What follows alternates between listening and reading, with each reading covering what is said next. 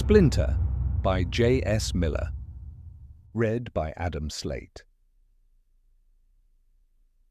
Chapter 1. Shadows of Skyhold. The wind howled as the sleek silver towers of Skyhold scraped against the darkening sky, their neon lights flickering like fireflies in the mist.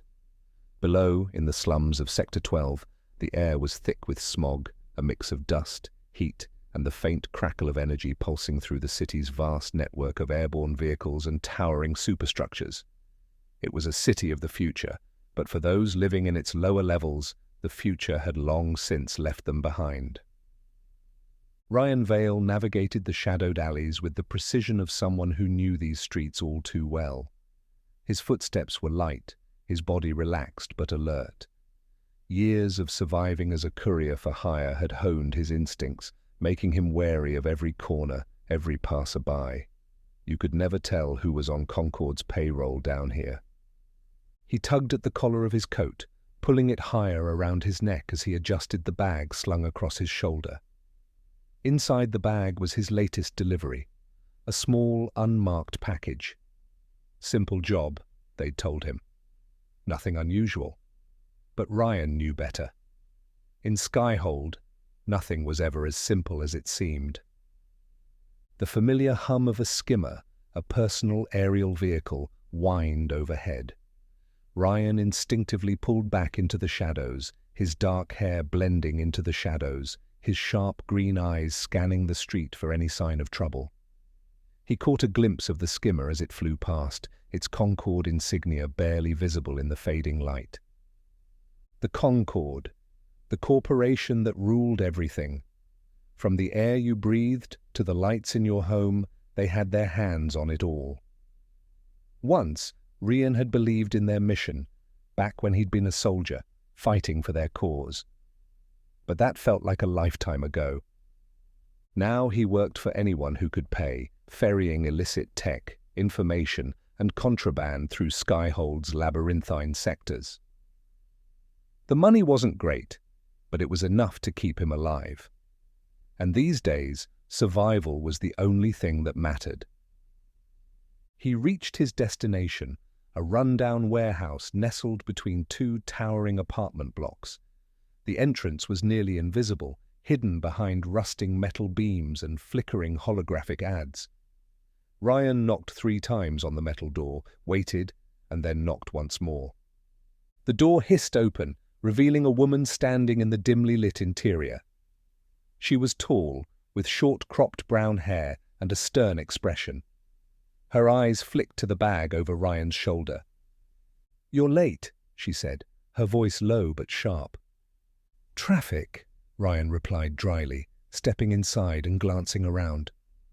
The warehouse was mostly empty, save for a few crates stacked against the far wall and a large table in the center covered with tech, some of it recognizable, some of it not. The woman's name was Lila Kaur, though Rian only knew that because of the rumors that circulated in the underworld. She was a top engineer for the Concord, or at least she used to be. Now she operated in the shadows, supplying the city's lower sectors with tech that the Concord didn't want people to have.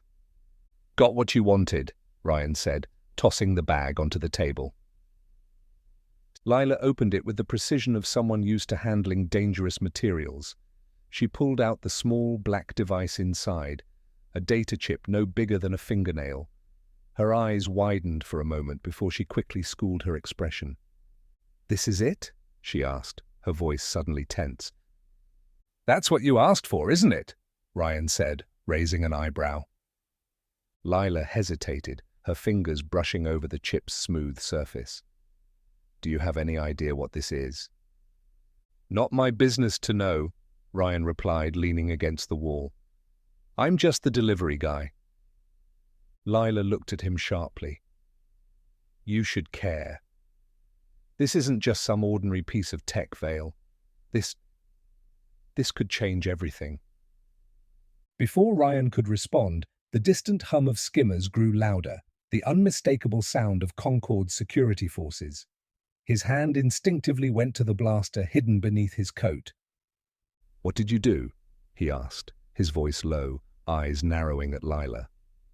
I didn't do anything, she hissed, but the tension in her voice told a different story. We need to go. Now. Rian didn't wait for an explanation. He grabbed the bag and followed her toward the back of the warehouse. But just as they reached the exit, the door burst open and a squad of Concord enforcers stormed in, their weapons raised. "Hold it right there!" one of them barked, their visor glinting under the dim light. Ryan's heart pounded as he recognized the man standing at the front of the squad. Ezekiel "Zeke" Hart. Ryan's childhood friend, his former comrade in the military, and now one of Concord's top enforcers. "Zeke," Rian said, disbelief in his voice. "You're leading this?" Zeke's eyes flicked to Rian, a mixture of surprise and anger flashing across his face. "Rian, you're involved in this?" Rian took a step back, his hand tightening around the grip of his blaster. "I didn't know it was you." "I didn't know it was you either, but that doesn't change things," Zeke said, his voice cold. "Step aside. We're here for the tech." Ryan's mind raced. Zeke had always been loyal to the Concord, believing in their mission even when Rian had walked away. They had once fought side by side, but now they stood on opposite sides of a growing chasm. "You don't know what you're doing," Rian said, his voice low. "Whatever the Concord told you, it's a lie." Zeke's jaw tightened. "You're the one who doesn't understand, Rian. The Concord is trying to save this city." "They're trying to control it," Rian snapped, "and you're just a pawn in their game." For a moment Zeke hesitated, his gaze shifting to the chip in Lila's hand. "Give me the chip, Rian. We can end this without anyone getting hurt." Rian shook his head. "I can't do that." Zeke's expression hardened. "Then you leave me no choice." In an instant, the warehouse exploded into chaos.